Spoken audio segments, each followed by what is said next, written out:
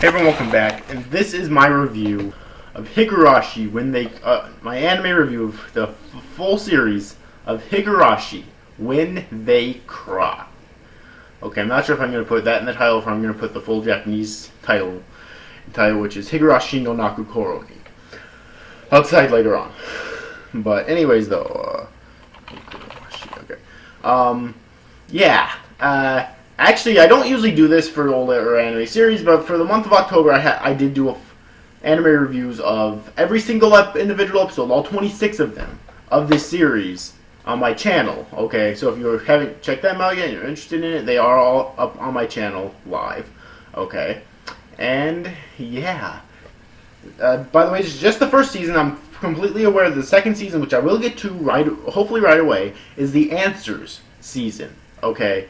I'm completely aware of that, so any confusions I have in here, I'm hoping will be answered then. But this is my review on just season 1. Okay, I just want to clarify that first. Okay, it was directed by Chiaki Kon and produced by Studio Dean, and it originally ran from April 4th, 2006 to September 26th, 2006 with a total of 26 episodes in the end. I'm going to check here real quick. Did Studio Dean do them all?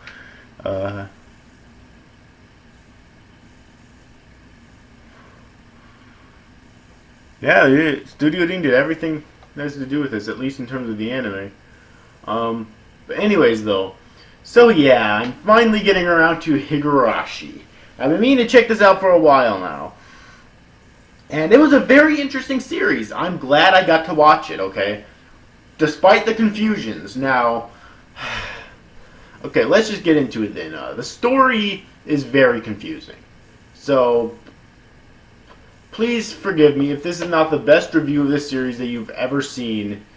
But the story, at least to me, was really confusing. God damn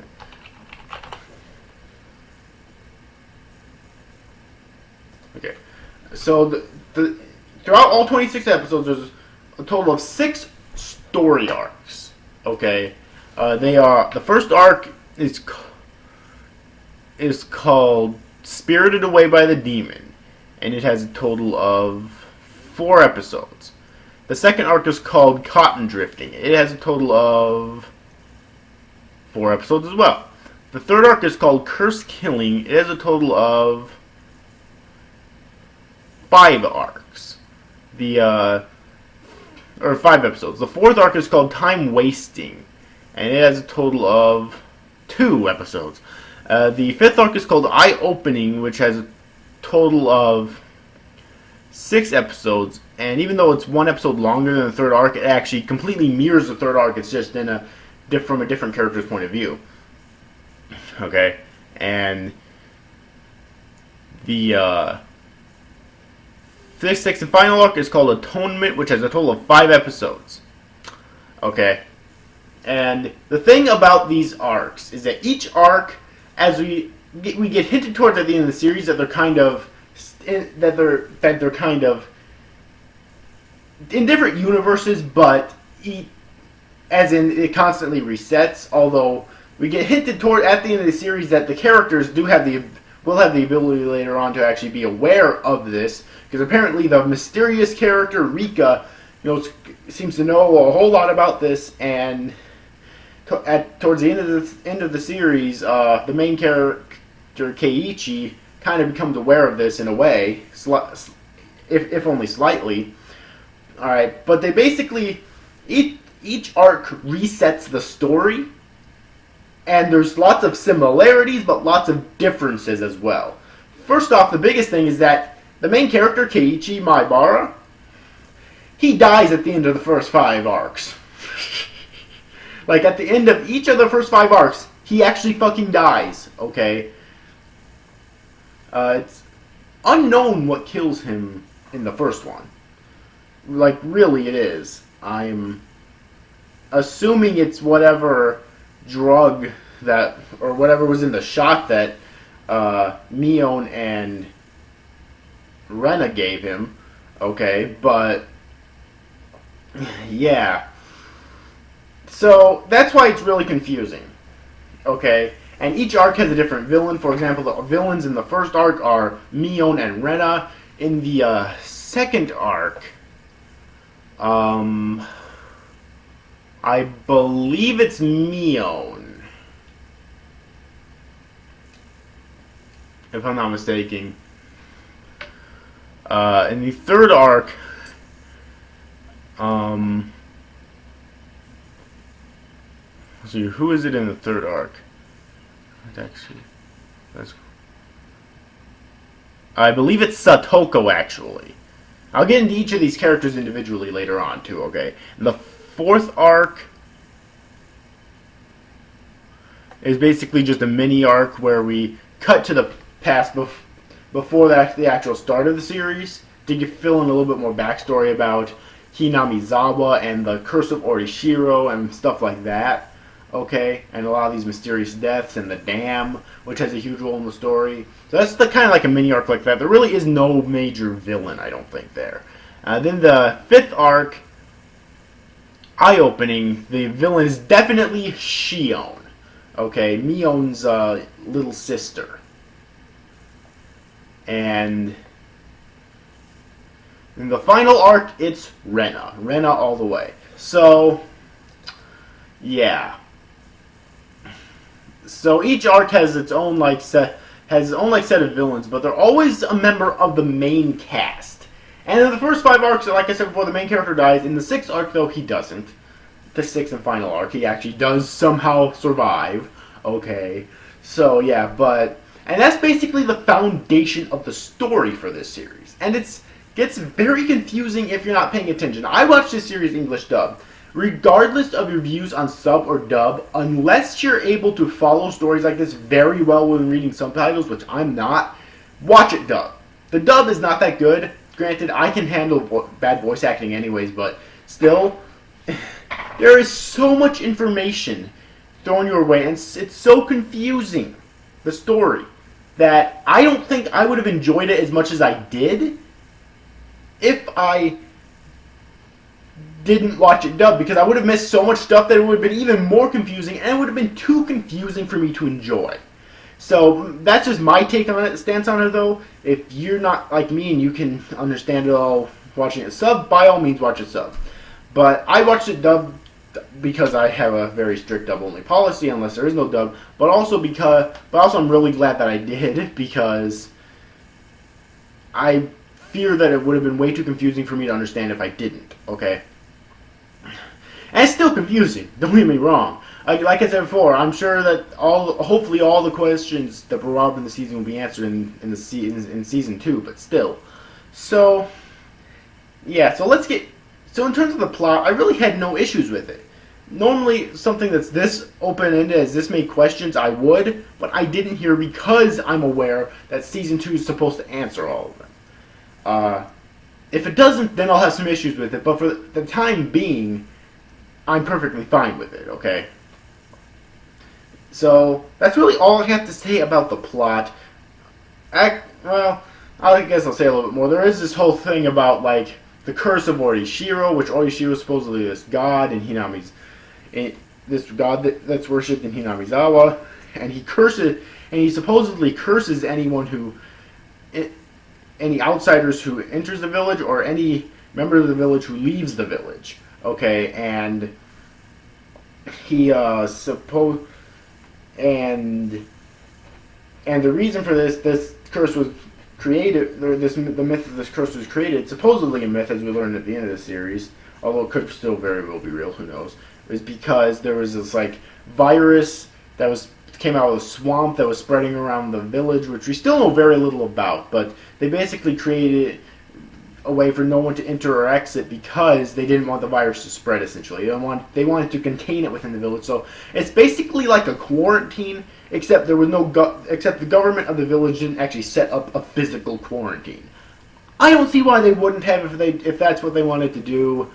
Yeah. And there's also this dam that was supposedly built, which the Sonozaki family didn't want. The Sonozaki family are basically one of the 3 families that run Hinamizawa, and they're supposedly the heads, okay? And So there was been mysterious killings, such as someone who worked on the dam got chopped up into little bits. And supposedly each year on the Cotton Drifting Festival, one person dies and one person disappears. Although there's one of the arcs, I forget which one, in which two people disappear, or two people died. And if that happens, the number of people who die have to be equivalent, or the number of people who die have to be equivalent to the number of people who disappear. So if there's two people who die, two people have to disappear. Basically, that's how it works. Okay. And I pretty much just summed up much of the plot explained in this episode, or in this series, right there. Okay, so yeah, there's a lot into it, and it's really confusing, a lot not explained. But again, I'm not going to complain about that for the specific reasons stated before. Anyways, so let's get into the characters now, because I really want to talk about them, because there's a lot of really interesting characters in this series. Okay, there really is. The main character is Keiichi Maibara. He's not the most interesting main character I've ever seen, but I still like him, okay? He's at least intelligent, and he's able to use common sense. He's not an amazing main character, but he's at least a good main character, okay? And really, that's all I can ask, okay? So yeah, so that's really all there is to say about him. I'm not sure how he feels about Mion, but Mion obviously has a crush on him. Okay. It's so painfully fucking obvious. So yeah, there's also Rena Ryugu, who is a girl in the same grade level as Keiichi, and one of the main female protagonists of the Questions arc, or season. She's very kind and takes care of Keiichi whenever possible. And she's basically one of the two main villains of the first arc, and the main villain of the final arc, okay? And she is fucking frightening, okay? Like, granted, Shion's even more frightening, I think, which I'll get to her later, but still, for what it's worth, Rena is fucking frightening when she wants to be, seriously. I would not want to meet her in a dark alley, that's all I'm gonna say. Then there's the Sonozaki twins of the Sonozaki family. There's Mion and Shion Sonozaki, who are identical twins. The only way to tell them apart is by what they wear. Shion's usually wearing like a pure white shirt, while Mion's usually wearing a pure white shirt, but some sort of like a brown vest over it, I think. So that's kind of how the only way to tell them apart. Other than that, Mion usually wears her hair down while Shion usually wears her hair down, while Mion usually has her hair up in a ponytail, but that's usually, but that's not always the case 100% of the time. But Shion was actually my favorite character in the series. And most people hate her because they think that what she's doing is like inexcusable, which in a sense it's kind of true, I guess, but people fail to see exactly how deep her character is, because she's not just a mass murderer who just likes to kill for enjoyment. In fact, there's one of her deaths, which I think is very justifiable, which is her grandmother. Her grandmother was one of the biggest pieces of garbage I've ever met, and I really think that what her grandmother got was too good for her. Seriously. I would have done so much fucking worse. That worthless piece of shit needed to fucking die. Okay? And she did, but I didn't think it was painful enough, quite honestly. Yeah, I really hated her fucking grandmother. I really did. But, oh my god. And the whole thing about Shion was that she was the youngest to Mion, younger than Mion, and the Sonozaki family usually strangle the youngest daughter when she's born, if they're born in twins. Loving family, right? But for some reason, she wasn't strangled to death. Instead, she went off to a boarding school where she spent for 2 years, but then she managed to escape. Okay? And when her family found out, she was actually forced to go in front of them. She was told to leave this boy Satoshi alone, who she fell in love with when she came back. But she refused to, professing her love to him, and then they forced her to distinguish herself by taking this torture device and ripping out 3 of her fingernails at the skin, like right here, probably ripping off of a lot of her skin as well. Yeah. That's cruelty right there. And the thing is, Mihun didn't even seem to care about it in the moment.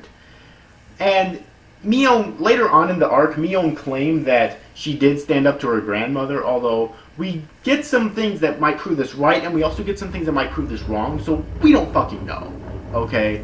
Because she did... Some things that might prove this right is that she did have her fingernails gone as well. Okay, 3 of them. The same 3 ones. Okay. However, she lied to Shion when she said that her sin of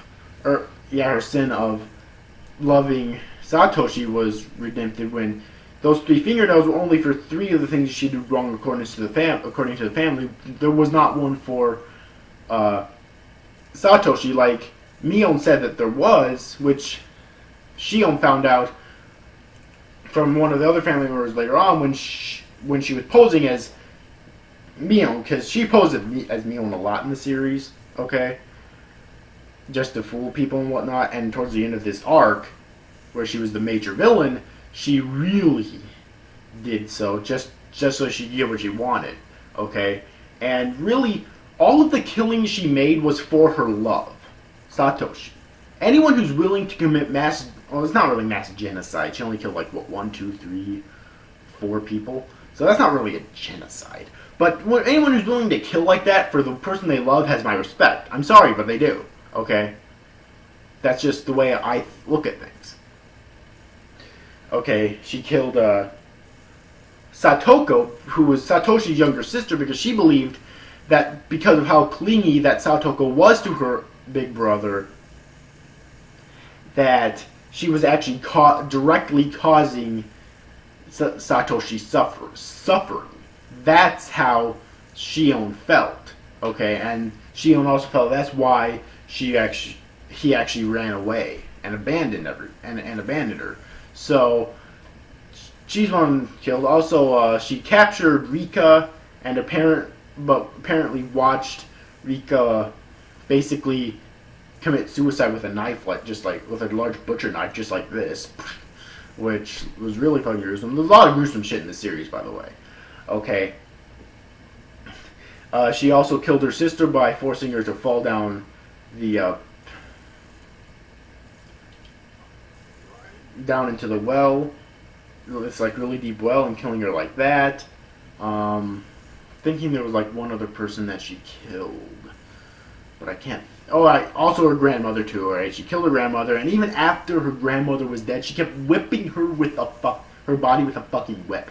Which again, this is way better than what she did. I mean, she deserved way worse than this, as far as I'm concerned. She was a horrible, worthless piece of garbage, scum of the fucking earth, and she got way better than what she fucking deserved. Period. Okay.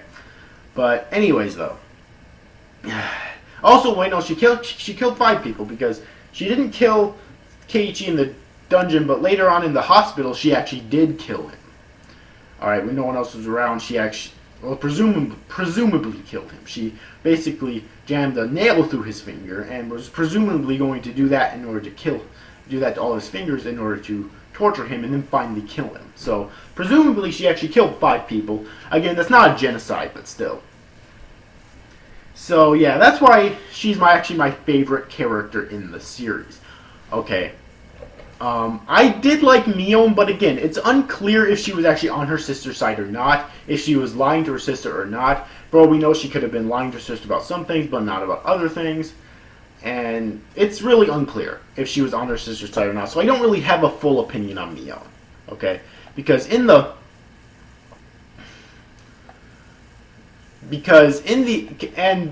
arc where Shion's the main villain is actually the 4th arc, I believe. No, the 5th arc, okay? And like I said before, it actually parallels the 3rd arc, or was it the 2nd arc, whatever, except it's from Shion's point of view in the 5th arc, okay? But when it was either the 2nd arc or the 3rd arc, when that was playing out, we actually thought that was Mion. We didn't find out until the 5th arc that it was actually Shion posing as Mion the entire time. And even up to the very end, Keiichi truly believed that was actually Mion, okay? He never found out, up to his supposed death, that was actually Shion, which is very interesting. And in the end, like, Shion ended up dying, okay, by accident. But she didn't really seem sad about it. She realized that she had come too far to turn back, which is why she was actually embracing her death, because she wanted desperately to see Satoshi again. At first, she wanted desperately to avenge his death, but after realizing due to some circumstances that everyone she killed may have been completely fucking innocent, except for her grandmother. She was not innocent, but everyone else that she killed may have been completely fucking innocent. Then yeah, she was embracing her death, wanting to meet Satoshi again, or she couldn't meet Satoshi again. She at the very least wanted his forgiveness. Okay, she was basically at the end of her rope. Now, this is one of the most complex characters I've ever fucking seen in an anime. Period. Seriously, there's enough character traits here to fit the entire cast of a small cast of any or normal anime series. Seriously. This is a really complex fucking character. I don't know why people hate her so much. And yeah, she's committing murder, but you have to look at the big picture with her character. And she's a really complex character. Okay. There's also Satoko, who's my second favorite character. Her story is that her uncle, she and her older brother Satoshi were basically members of the Hojo family, who or one of the three great families of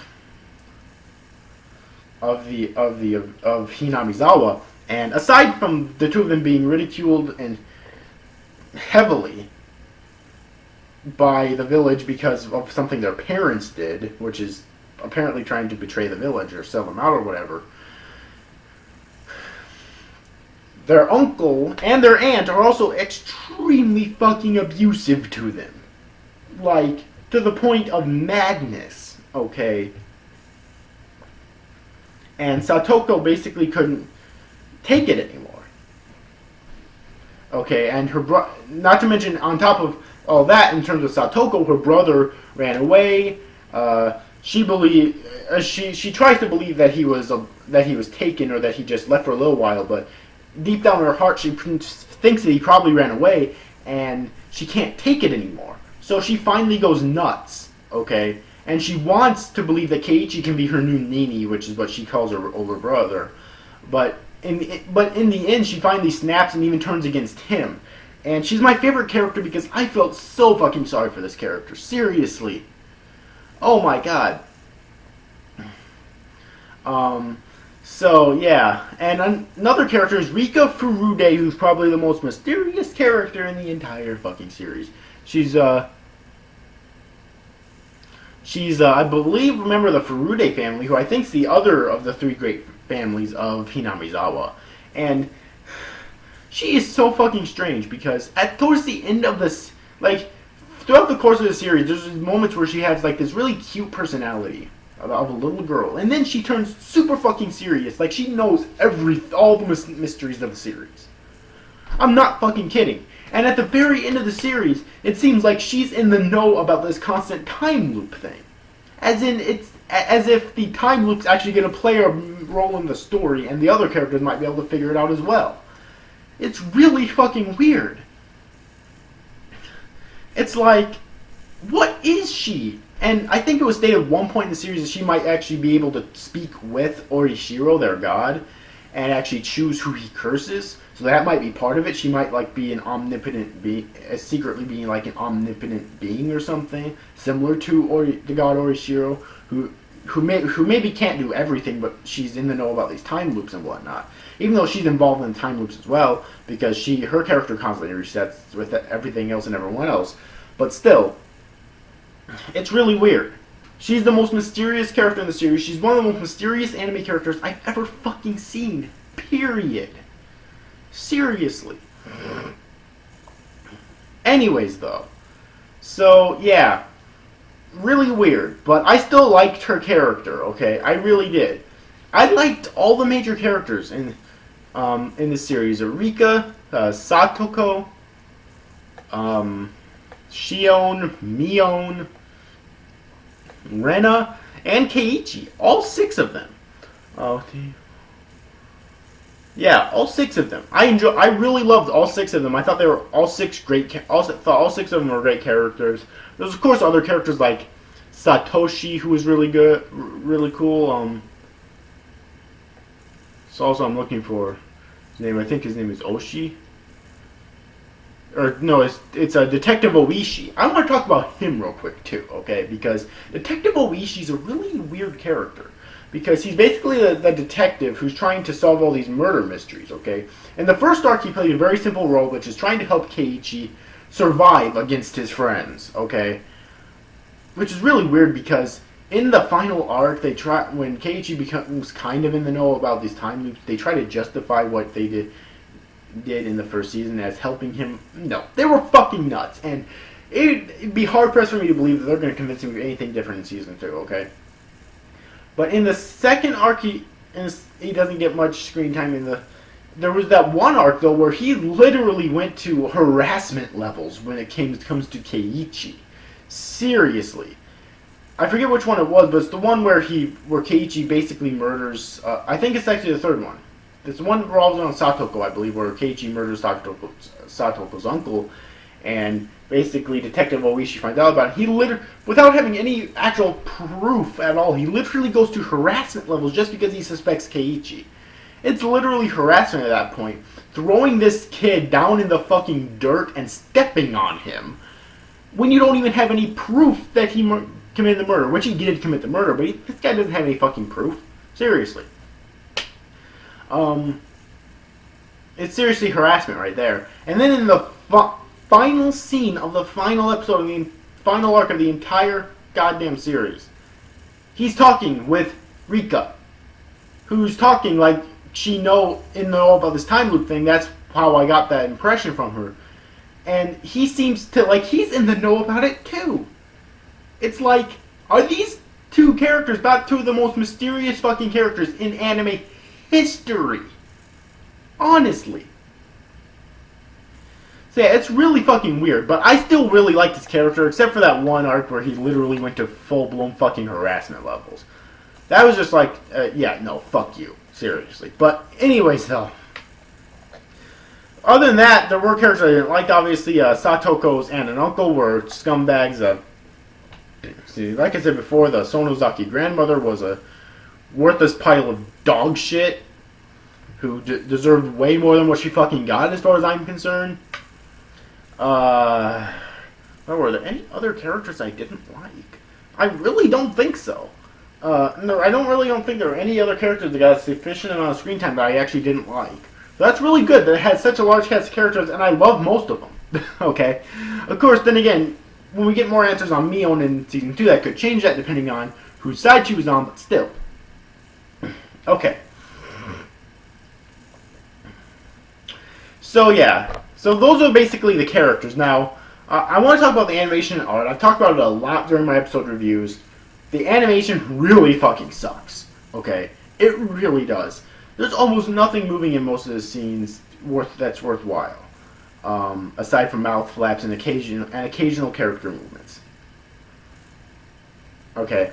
And the art is just generic standard, slice of life, romantic comedy, at times moe art style. So it's really nothing too special, okay? Which are definitely scenes like that in the series to break up the monotony of the depressing moments, which there's an abundance of. Okay. But still, now the music is a huge mixed bag. I also talked about that a lot during the course of my episode reviews. But during the slice of life scenes, it really sucks and is forgettable. I don't even notice it when it's actually there. But during all the other scenes, whenever it needs to build tension, it does so amazingly. Whenever it needs to build suspense, it does so amazingly. Whenever it needs to frighten you, it does so amazingly. Granted, I don't usually get frightened at jump scares anymore, but still, whenever it needs to frighten you, I mean, it does so amazingly. It at least is doing it right, even though it doesn't usually work for me. But, so the music in those scenes is amazing, okay? The opening is also really good, and so is the ending. I thought I'd mention that here as well. So, yeah, so overall, what do I think of this series in the end? I thought this first season was really good. despite all the questions, but again, I'm sure, hopefully they'll all be answered in season 2. Now, there were a few pacing issues, meaning I thought that some of the arcs were a bit rushed. Okay, not to the point to where it was just fucking ridiculous. Okay, like, I seriously couldn't understand a thing that was going on. That wasn't the case, thankfully, but thankfully, though, but I did have to mention that the pacing could have been the pacing could have been a lot worse. But the pacing could have been a lot better, too. Okay, let's just leave it at that. It could have been a lot worse, but it could have been a lot better, too. So overall, do I recommend you watch the series? Absolutely. I definitely do. I thought it was really good.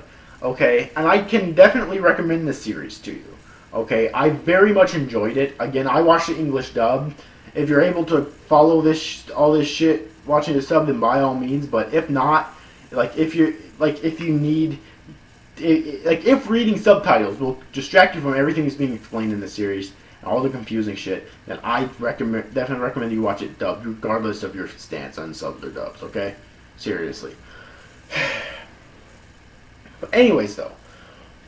So I definitely recommend the series. That was my review. Overall, hope you enjoyed this review, guys. See you guys. Thank you for watching. Bye-bye.